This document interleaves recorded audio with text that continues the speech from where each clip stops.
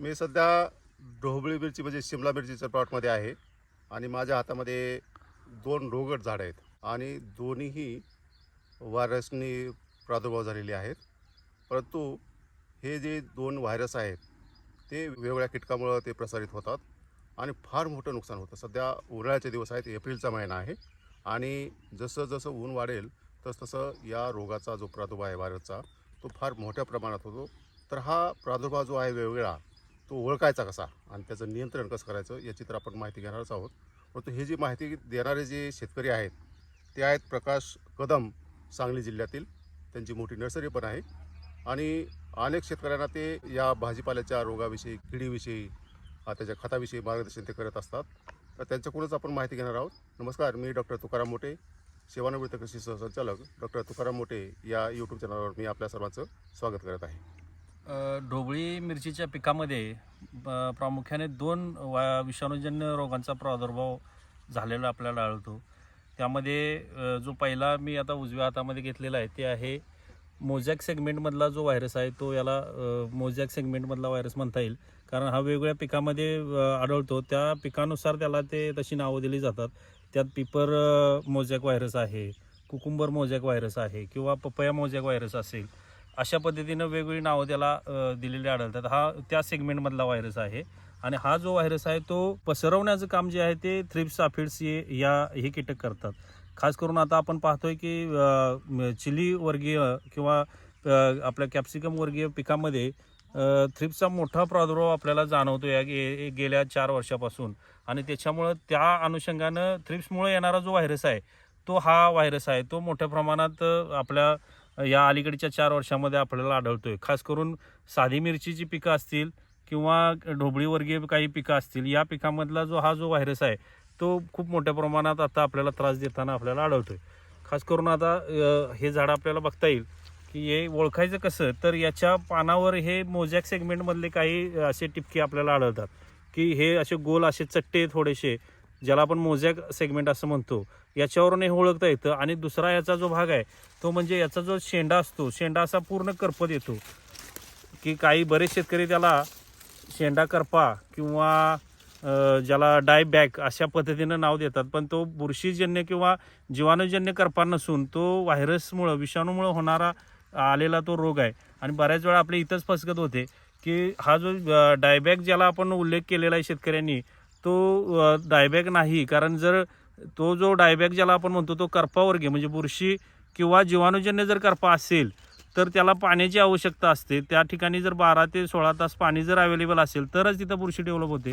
पण हा जो आपली जी फसगत होते ती इथंच होते की याला आपण डायबॅक म्हणतो आणि मग त्यासाठी असणारे बुरशी किंवा जीवाणूजन्य काही फवारणी आपण त्या नियंत्रणासाठी करत राहतो आणि हा रोग मोठ्या प्रमाणात वाढतो आणि प्लॉट पूर्ण आपला अडचणीत येतो. त्यामुळे याला वेळीच आपण ओळखलं पाहिजे. आणि याच्यावरला उपाय म्हणजे काय, तर यावर आता तरी व्हायरिसाईड आता मार्केटमध्ये फारसे अवेलेबल नाही आहेत. काही जे सेंद्रिय काही आपल्याला ऑर्गॅनिक काही वापरता येतील, प्रोटीनयुक्त काही त्याला औषधं मारून आपल्याला थोडं कंट्रोल करता येतं, पण पूर्णपणे त्याचं नियंत्रण करणं शक्य नाही. त्यामुळे अशी प्रादुर्भावित झाडं जर आपल्या शेतामध्ये असेल तर ती आपल्याला पहिल्यांदा बाहेर काढली पाहिजेत. आणि मग जे थ्रिप्स हे पसरवणारा जो घटक आहे, कीटक आहे, तो म्हणजे थ्रिप्स आहे, तो आपल्याला पूर्णपणे नियंत्रणात ठेवणं गरजेचं आहे. कारण तो जर नियंत्रणात नसेल तर आपल्याला जाणवेल की याचं प्रमाण मोठ्या प्रमाणात वाढतं. आणि ह्या आता आपल्याला जी 40 दिवसाचा प्लॉट आहे त्याच्यामुळे असे आपल्याला दिसतात. जर 50, 60, 70, 80 दिवसाचा प्लॉट असेल तर त्याच्या फळावर तसे टिपके येतात आणि फळ हे मार्केटेबल क्वालिटीचं राहत नाही, ते आपल्याला फेकून द्यावं लागतं. जर फळ देणार नसेल हे झाड तर हे झाड आत ठेवून उपयोग नाही. म्हणून शेतकऱ्यांनी पहिल्यांदा हे झाड प्लॉटमधून बाहेर काढणं खूप गरजेचं आहे. आणि त्यानंतर दुसरा टप्पा जो राहील आपला तो थ्रिप्स पूर्णपणे कसा नियंत्रणात राहील. थ्रिप्स थोडा जरी आपल्याकडे आढळला तर त्या थ्रिप्स किती प्रमाणात आपल्या प्लॉटमध्ये आहे आणि किती कालावधीसाठी आहे, या 2 निकषावर तुमच्या प्लॉटमध्ये किती ह्या रोगाचा प्रादुर्भाव, या विषाणूजन्य व्हायरसचा प्रादुर्भाव राहील हे आपल्याला त्या ठिकाणी बघता येईल. हा विषाणूजन्य जो रोग आहे तो त्याला खूप मोठ्या प्रमाणात आपण आता सध्या फेस करतोय. खास करून जसं टेम्परेचर वाढेल तसं या रोगामध्ये मोठ्या प्रमाणात वाढ झालेली आपल्याला आढळते. आणि जवळजवळ 70 ते 80% उत्पादनाचा जो लॉस आहे, घट आहे, ती या रोगामुळे आता सध्या जाणवत आहे. आणि हा जो दुसरा जो व्हायरस आहे आता आपण पाहतोय हा लीप कर्ल सेगमेंटमधला आहे. लीप कर्ल व्हायरस असं आपण म्हणता येईल त्याला. तर याच्यामध्ये पानं पूर्ण वाकडी झालेली आपल्याला आढळतात आणि या पहिल्या प्रकारात जसं फळ खराब होतं तसं याचं फळ खराब नव्हता, हे फक्त अबनॉर्मल येतं. म्हणजे ते असं चपटं येईल, वाकडं तिकडे येईल किंवा जे खाण्यायोग्य राहील पण पूर्ण त्याचा शेप जो आहे, आकार आहे तो वेगळा असतो. ही सुद्धा झाडं व्हायरसनं प्रादुर्भावित आपल्याला पाहायला मिळतात. आता असंच हे एक झाड आहे, यामध्ये थोडं अधिक चांगलं स्पष्ट दिसतंय. पूर्ण लीप कर्ड होऊन आतमध्ये दुमडलेले आहेत आणि त्याची वाढ पूर्ण खुंटलेली असते आणि मग ते झाड हळूहळू पूर्ण मरून जाण्याच्या स्थितीला येतं. अशा पद्धतीचा जो व्हायरस आहे तो पांढरी माशीचे कीटक आहेत हे पसरवतात आणि मग एका झाडावरून दुसऱ्या झाडावर असा पूर्ण तो रोग पसरू शकतो. त्यामुळे पांढऱ्या माशीचं नियंत्रण करणं आपल्याला गरजेचं असतं. पण सध्या आपण पाहतोय की सध्या पांढऱ्या माशीचा प्रादुर्भाव पिकामध्ये फारसा एवढा आढळत नाही. त्याच्यामुळे लीप कर्ल व्हायरस हा सध्या थोडा कमी आढळतोय. पण जो मोझॅक सेगमेंटमधला किंवा ज्याला आपण पिपर मोझॅक किंवा टोमॅटो स्पॉटेड विल्ट व्हायरस असंही त्याला म्हणता येईल, अशा प्रकारचे जे व्हायरस आहेत हे दोन व्हायरस मात्र थ्रिप्समुळे पसरतात आणि थ्रिप्सचा प्रादुर्भाव जास्त असल्यामुळं सध्या शेतकऱ्यांना याचा जो प्रादुर्भाव आहे पिकामध्ये तो मोठ्या प्रमाणात आढळतो आहे.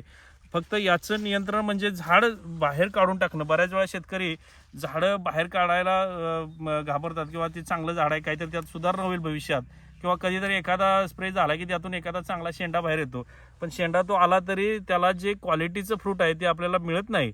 त्यामुळं जितक्या लवकर आपण ते झाड तिथून बाहेर काढून टाकू तेवढं आपल्याला व्हायरस नियंत्रणात ठेवता येतो.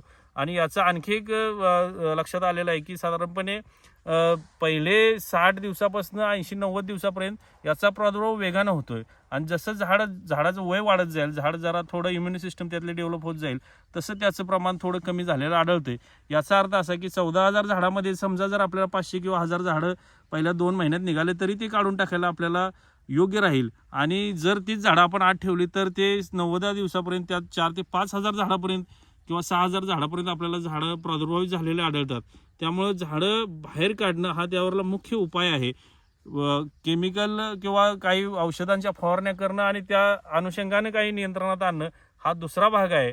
पण पहिला भाग हा झाडं तिथलं प्रादुर्भावित झाडं काढून बाहेर टाकणं हे पहिल्यांदा आपल्याला करायला लागेल आणि त्यामधून आपल्याला थोडं नियंत्रण मिळवता येईल.